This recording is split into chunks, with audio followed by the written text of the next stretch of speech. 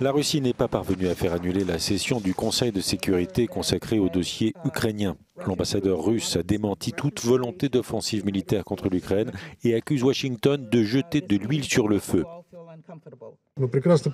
Nous avons compris que nos collègues américains essaient de susciter l'hystérie autour d'une soi-disant agression russe en préparation.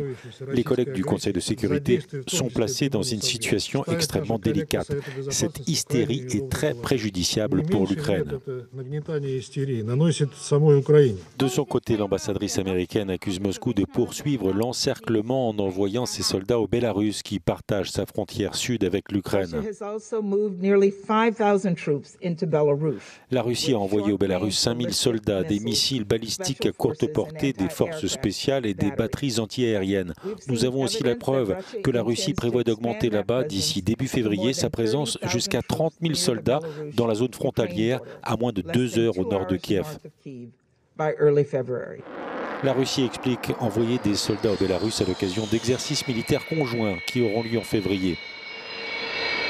Les ministres des Affaires étrangères américains et russes ont prévu d'avoir ce mardi un entretien téléphonique pour tenter de désamorcer les tensions.